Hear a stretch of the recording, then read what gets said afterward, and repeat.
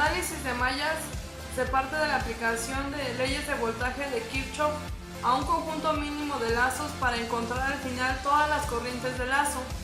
A partir de las corrientes de lazo es posible encontrar todas las corrientes de rama. En el análisis por nodos se parte de la aplicación de leyes de corriente de Kirchhoff a cada nodo del circuito para encontrar al final todos los voltajes de nodo del circuito. Para que el sistema de ecuaciones sea consistente debe haber una ecuación por cada nodo. Así el número de incógnitas, voltajes de nodo, es igual al número de ecuaciones, una por nodo. Comprobar experimentalmente los métodos análisis de mallas y de nodos.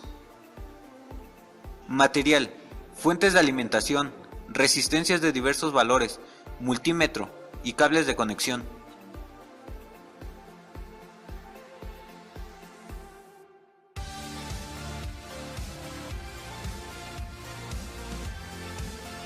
A continuación les mostraré el circuito armado. Etiquetamos las resistencias como R1, R2, R3, R4, R5, R6, R7, R8 y R9 con una de las fuentes de 15, 10, 4 y 20 volts. Bueno, para el siguiente circuito grabaremos la corriente en cada una de las resistencias para comprobar la ley de mallas. Para la resistencia 1 tenemos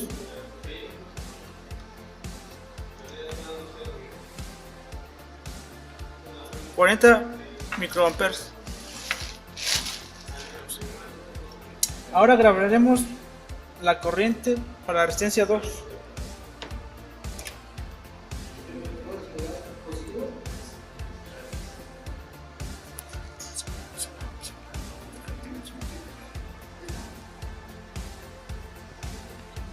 Como nos puedes decir, son de 15 microamperes. Hay una ligera variación con el simulado.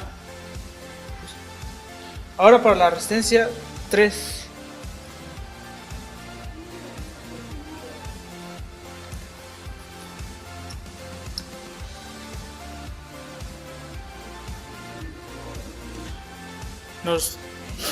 Nos da una corriente de 233 microamperes y con los simulado es menos 231 microamperes. Hay una ligera variación. Ahora grabaremos la corriente para R4. Nos da 265 microamperes y el simulado nos da 244.65 microamperes.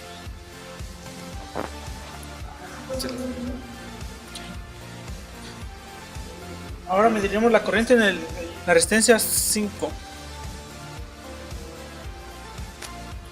Nos da una corriente de menos 188 microamperes y en el simulado nos da una corriente de menos 191 microamperes. Ahora para la resistencia 6 mediremos la corriente.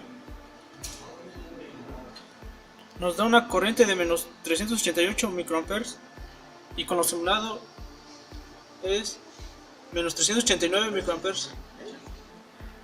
Ahora para la resistencia 7 nos da una corriente de menos 140 microamperes y con los simulados nos da de menos 137.76 microamperes. Ahora por la resistencia 8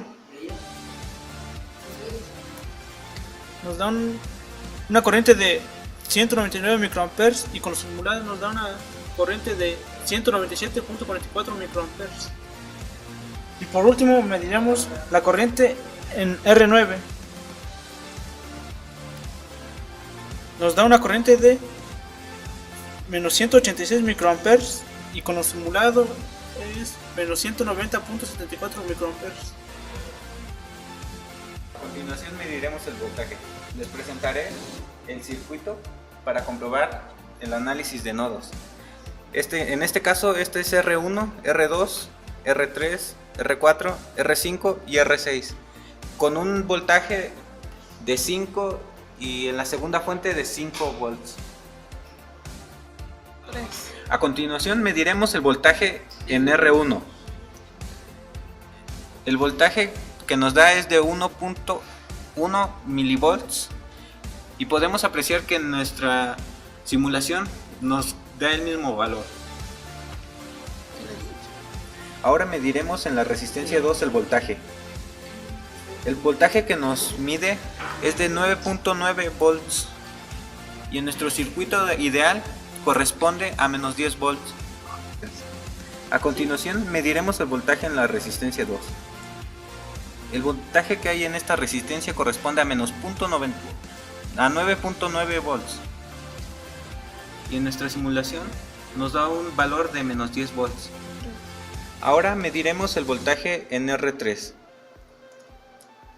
El voltaje que hay en esta resistencia corresponde a 0.9 volts y en nuestra simulación es de 1.01 volts.